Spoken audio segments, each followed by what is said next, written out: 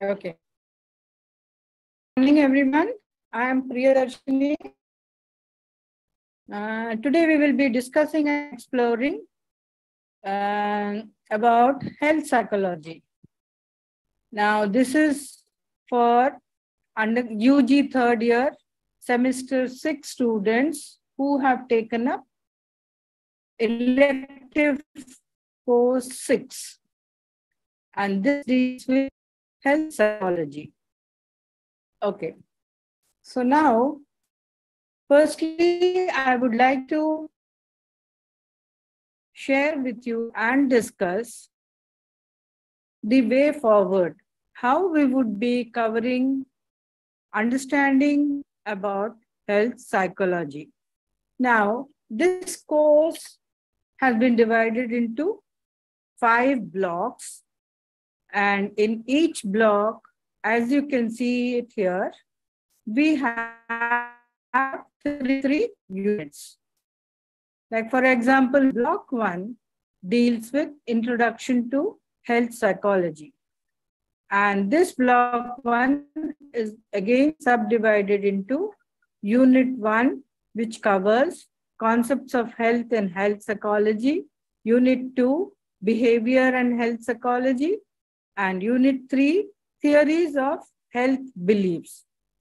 And let's move on to the block 2. In block 2, we will be looking into stress and illness. And under the stress and illness, we will be understanding the concepts of stress, which is in unit 4, effects of stress, which is in unit 5, and coping with stress, which is in unit 6.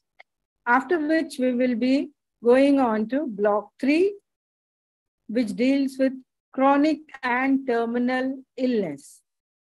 In this block 3, under this block 3, we will be covering illness, which is in unit 77, chronic illness and its impact, which is in unit 8, and unit 9 covers the concept of terminal illness.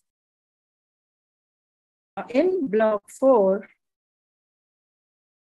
we will be understanding patient-practitioner relationship and health promotion.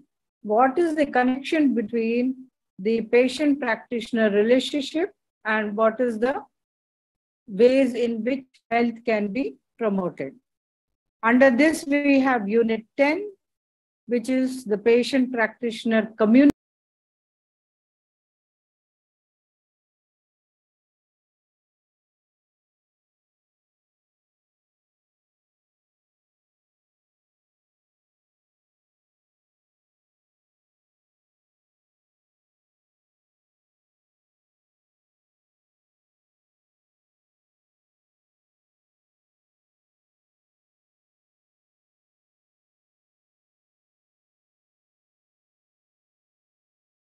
Unit 12, which is health promotion. Now, moving on to block 4, we have concepts like pain management and healthcare intervention. Unit 13 is about pain. Unit 14 is about healthcare intervention. What are the techniques which we normally use for healthcare intervention? And finally, Unit 15, which deals with health and well-being. So I have presented this, the overall view of the topics, the blocks, which we will be discussing and covering over the next few days so that you get an understanding and a deep insight into what we exactly by health psychology. Okay. Now, let us move on to block 1, which is the introduction to health psychology. Now, let us just look into the introduction to the health psychology. And unit 1 covers concepts of health and health psychology. This again, as you can see, in my presentation, this the introduction part, the concepts, what are the concepts of health and what do we understand by health psychology? We will be looking into the concepts through these elements. Now, definition of health and components of health. What are the components of health? What do we understand? What is the definition of health? See, as a layman, we all know what is health. But from the sociological perspective, from the psychological perspective, what do we understand by health?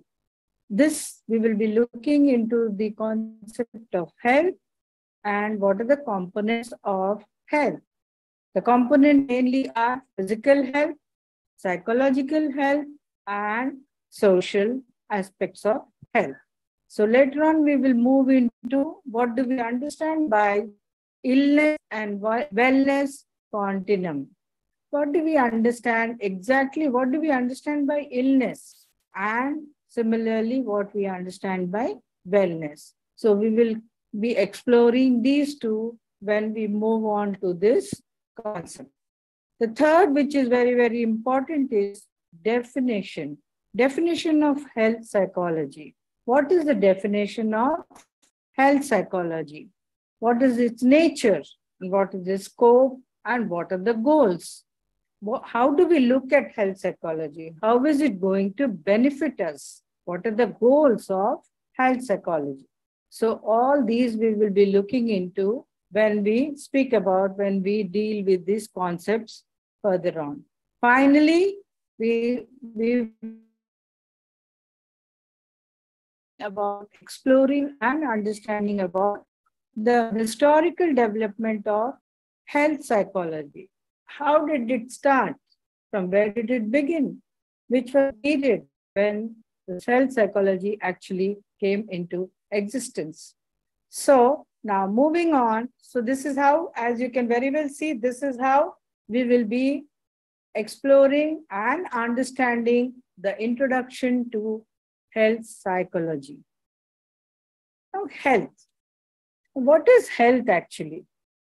What do you understand by health? As a common man, what is the understanding of health? Health means, okay, let me see, I'm healthy, I say. What does it mean? It means I'm not sick. I don't have any illnesses. I don't have any diseases. I'm just healthy. This is a very, very simple way of understanding health. Now, but as we all know, health, thinking from the perspective of psychology, carries much more deeper meaning, much more implications are involved when we talk of health from the psychological point of view or perception. Health is a state of complete, remember, this complete physical, mental, and social well-being, and not merely the absence of disease or infirmity. See, so clearly it has been written that it is not that I don't have any disease, so I am healthy. No, it means that apart from not having a disease or sickness, I am physically, mentally, and socially fit. I am fit and healthy. There are physical, psychological, and social components of health. Illness Wellness Continuum by Travis presents the current paradigm of progressing towards health and wellness as opposed to death. Now, moving on. Now, illness wellness continuum. What do we understand by this? It means that illness and wellness. This is a way of describing and understanding the continuum, and this has been done beautifully by Travis, who presents the current paradigm of progressing towards health and wealth. in the present condition, in the present society, how we are moving towards a healthy society as a healthy individual. This has been as opposed to death. See, life and death, they are totally two different opposite concepts. Am I right? Life is one concept, death is another concept. So now health psychology is a study of biological, psychological, and social factors that cause illness and prevention of the same. So here we get a picture of what is health psychology. What is it? What is the study of? It is a study of biological, which is physical, psychological is mental and emotional, and social factors. Obviously, we are all social beings, right? So social factors also have an impact on our health that cause illness and prevention of the same. So we will come to know what are the factors which cause the illness and what are the factors which can prevent the illness. Health psychologists work in various fields such as hospitals, colleges, and universities. They help formulate and study better ways of living a healthy life. They collaborate with other domains such as clinical, medical, and social to understand the impact of illness and the intervention as well. So just now we covered a just brief idea of what we will be doing in detail now. The topics and concepts we will be understanding from now.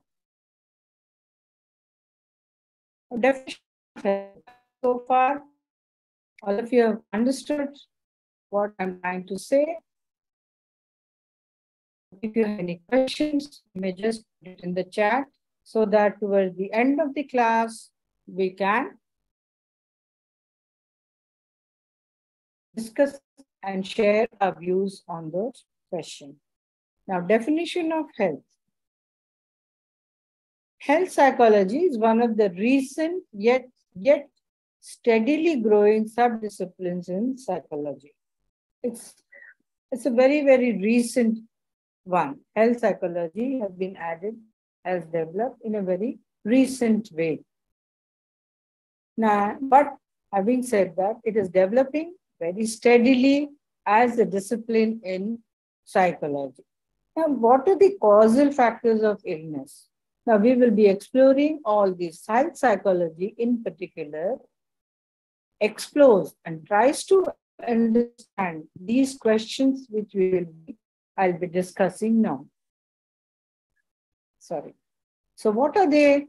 What are the causal factors of illness? Why do we fall sick? What are the factors relating to a sickness? And who is responsible for the sickness? Am I responsible or the society is responsible?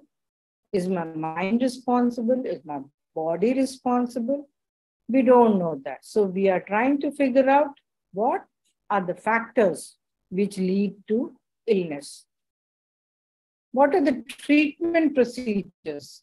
Now, once we have understood what is the problem, what are the factors leading to illness, then we try to understand what are the treatment procedure? Is there anything if I do, can I be cured of that? What treatment should I get? Where will it be available? So all those questions will be answered. Now, what is the relationship between health and mind? What is health, illness, and wellness continuum? Now, what is the role of psychology in health? This is a very important concept. How do we connect health and psychology? What do we understand or how do we define health? So these are the questions we'll be looking into while we try to understand health psychology in this unit. Now, let us first move on to the definition of psychology. According to WHO, know what WHO is. Health is, this is a very, very important definition, mind you. And during writing exams, please remember to write proper definitions so that you can get good marks in your subject, in your paper. Now, according to WHO, health is a state of complete, mind you, complete physical, mental, and social well-being, and not merely the absence of disease or infirmity. So, what is health according to WHO? It is a state of complete physical, mental, and social well being, and not merely the absence of disease or infirmity. Absence of disease means now you are having fever, you have viral fever, and then you take medications, you take antibiotics, and all your viral fever goes. Now, can you say you are healthy just because you don't have fever? No. Now, suppose you are diabetic, suppose you have blood pressure, suppose you have X, Y, Z, then you cannot call yourself healthy, right? So, absence of illness doesn't mean that you are healthy. Health according, now the various definitions we are trying to look into. Now, Oxford English Dictionary says the state of being free from sickness, injury, bodily conditions, something indicating good health condition is health. Do you all agree to this definition? I agree. So, instead of being free from sickness, mind you, sickness, injury, bodily conditions, something indicating good bodily conditions. So, when you're free from this, then you can call yourself healthy. Now, the concept of health is a subjective to the individual's perception, cultures, beliefs, social class. Now, again, health, how do you consider, when do you consider yourself healthy, is again connected to your beliefs, your cultures, your perception, how you view it, and your social class. Now, I'll give you a small example. Coming to social class, suppose these very poor people, labor class people, sleeping on the roadside and all. Children, some child has very high fever, sick or whatever it is, body pains and all. But will the mother consider that the child is sick? No, the child has to go to work because they need money. So the mother will think that the child is healthy or just little temperature the child has. So that child will continue with the work. And as you know, in India, we have this child labor, a very, very big social issue. So the concept of health is subjective and it depends on many factors, as I've told you. It depends on the individual's perception, cultures, beliefs, and social class. There are two different perspectives concerning people's own definitions of health. Now, one is a narrow perspective and the other is a broad perspective. People with narrow perspective of health define it as the absence of any disease or ailment or dysfunction. Just a second, please. I'll put the charger on.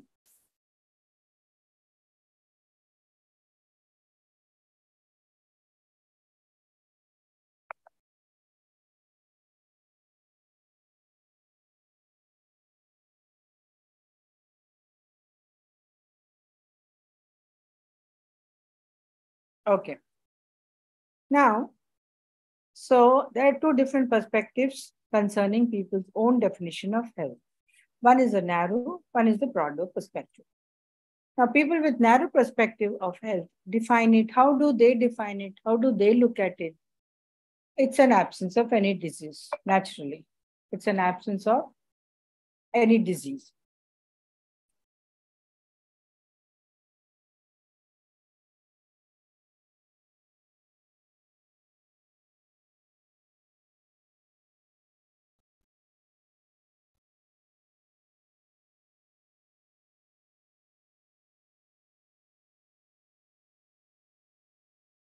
Or ailment or dysfunction. What do we understand by dysfunction? Means we are not able to function normally, whatever it is. Going about our chores or going out, doing work and coming back. All these are when you are not able to do, you're supposed to be dysfunctional. Anyone who holds this view would refer to someone as unhealthy or sick only if there is evidence of a particular illness. Social, psychological, or emotional factors are not taken into consideration. In a narrow view, all these factors are not taken into consideration. What are the factors? Social, psychological, or emotional. Now, people are of the view that human body is like what do they think? They think that people are like of a human body, and human body is like a computer or a mechanical device. If something goes wrong, the expert will rectify the object. And who are the experts here? The doctors. Now, whereas the broader view, what happens is that they say that all other issues influence, all other factors influence the physical health of a person. Now, moving on to components of health. So what are the different components of health? We have physical, psychological, and social aspects of component. What are physical aspects? Physical health is one of the components in the definition of health.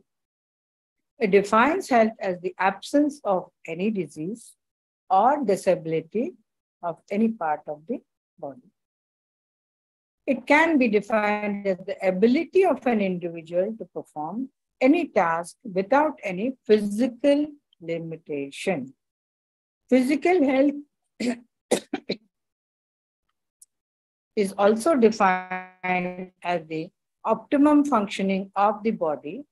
Optimum means maximum. Functioning of the body by exercising, eating healthy, and maintaining the recommended body weight. So this is the physical component of health. We have looked into physical component of health. Now coming to psychological component of health. The definition of health can be limited by the understanding of psychological functioning of the body. Psychological health is also an important component of health. It's becoming increasingly hard to identify if people are struggling with mental illness. Now, suppose a person is struggling with mental illness, suppose depression or not being able to do some work. So the person is not healthy, right? Now, they demonstrate behaviors that indicate a lack of self-awareness or identity or even the ability to make logical decisions. Sometimes they can make it very apparent that they're not looking after themselves or seem to have lost a sense of purpose in their lives. The emotional health of the person can impact one's physical health. It means emotional health and physical health are very, very, very much connected. If one is not healthy, the other cannot be healthy. Moving on to social health. The social dimension in the definition of health is the ability of an individual to make and maintain acceptable and steady relationships. When we talk of society and when we talk of social health, we understand about social relationships, exchanging of communication, exchanging of culture, exchanging of belief system, the interaction between society, the individual and the society. So this is a relationship. So is the individual able to maintain a good, healthy relationship in the society? It is the ability of the person to interact and communicate with those present in the social environment. That interaction is very, very important. It also includes the ability to maintain satisfying interpersonal relationships and be able to fulfill various social roles. What are social roles? Like a doctor or an engineer or a policeman or an auto rickshaw driver. So these are all social roles or a teacher, which each and every individual has in the society. And then again, coming to the family, the role of a son, daughter, mother, father, so on and so forth. When broadly defining health, we can thus say that health is a combination of physical, psychological, and social well being and is not restricted to the absence of any disease. I hope, students, this is very, very clear now. We have arrived at the total understanding of what health is. It is not only that you don't have any disease or sickness, it is just that you're physically, psychologically, and socially are healthy. Now, moving on to illness, wellness, continuum, John Travis. Have you heard people say it's not good to be overweight or smoking is dangerous to health? What about people whose arteries are clogged due to eating oily food? Can we call them ill?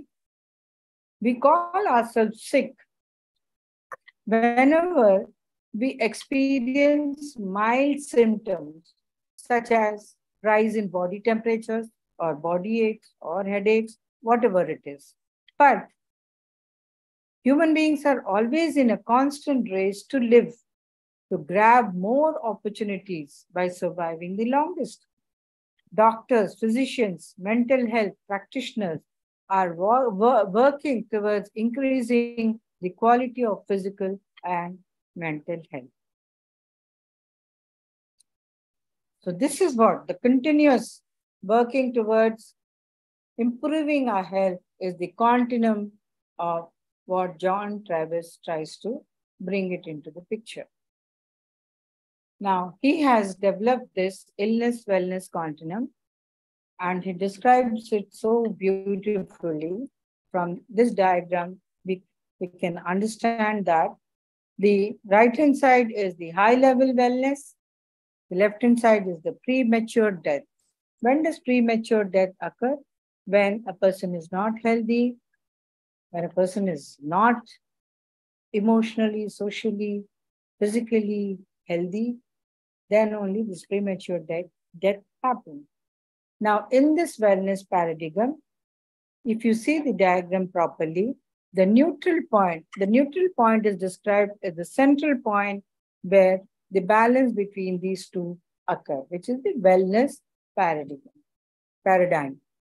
Now, left-hand side, if you see, right-hand side, if you see, the health high-level wellness. What does it constitute high-level wellness?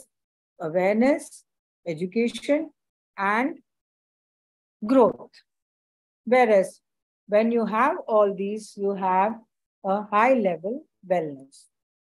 And towards the left, we have the treatment paradigm. That is signs. First, you notice the signs that a person is not healthy. What are the signs and symptoms? And then how do you diagnose it? What kind of difficulties or challenges? And then finally, what happens is if there is no treatment given and all, a premature death happens. John Travis, a physician, came up with a model called Illness Wellness Continuum in 1972. What is this model? As I've already discussed, this model talks about illness and wellness.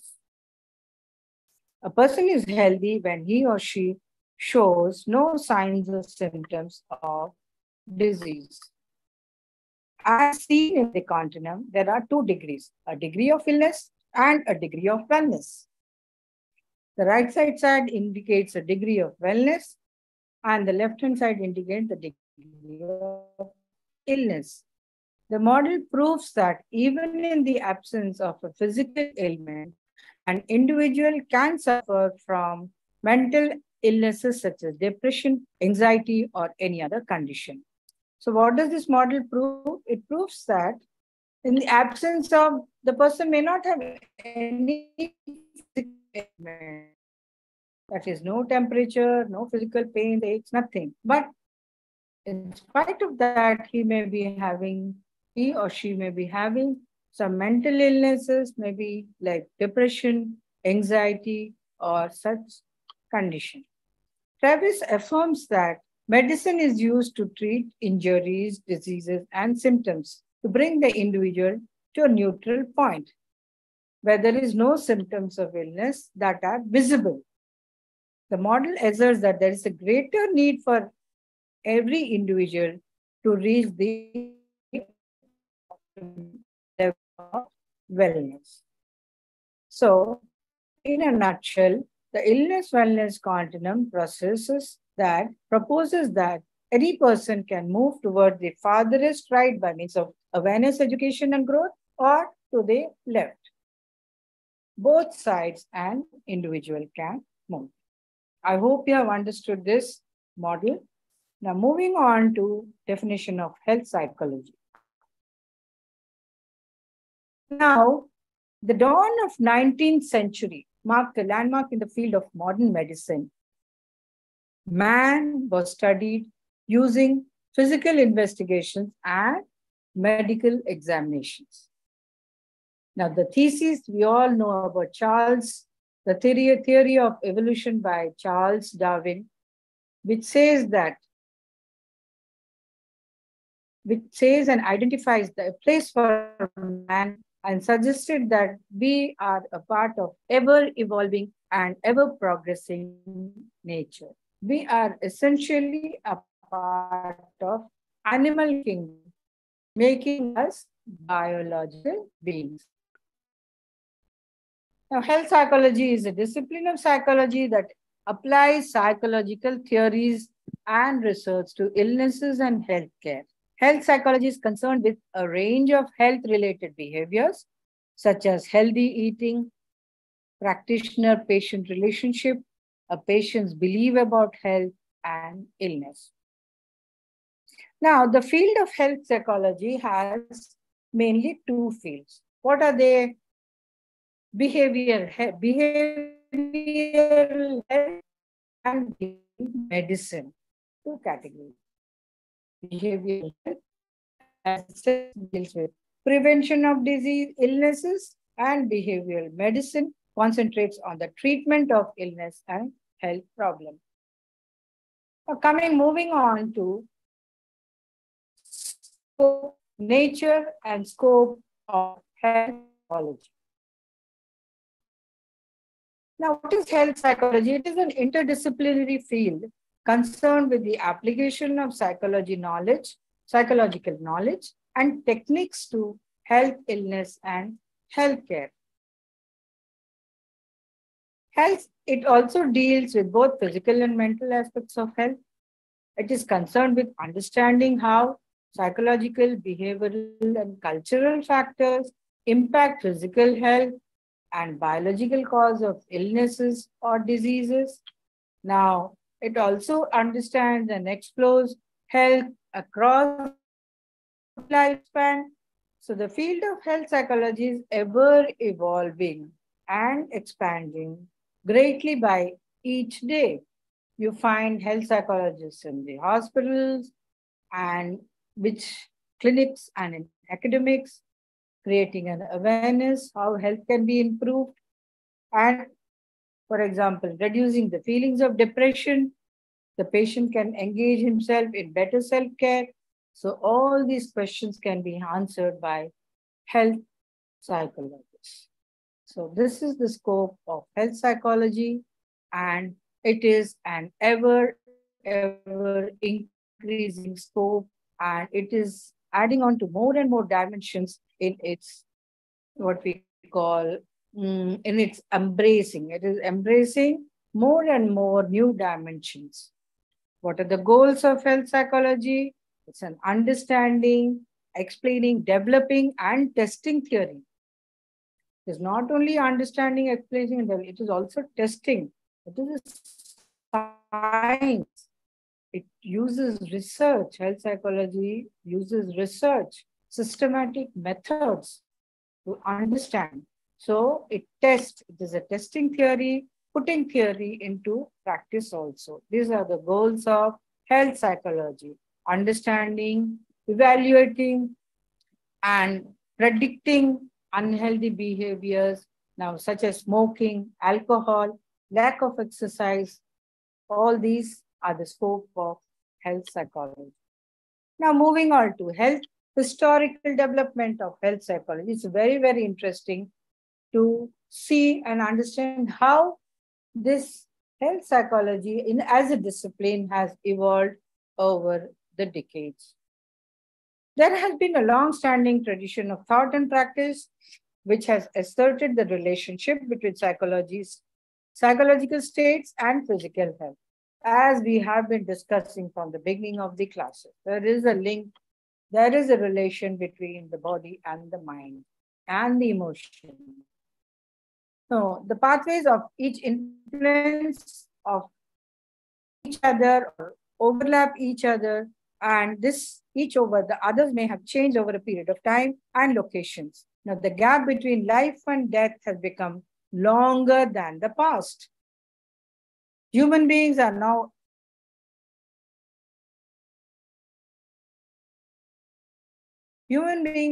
aware that the thoughts and emotions can have a direct impact on the physical health.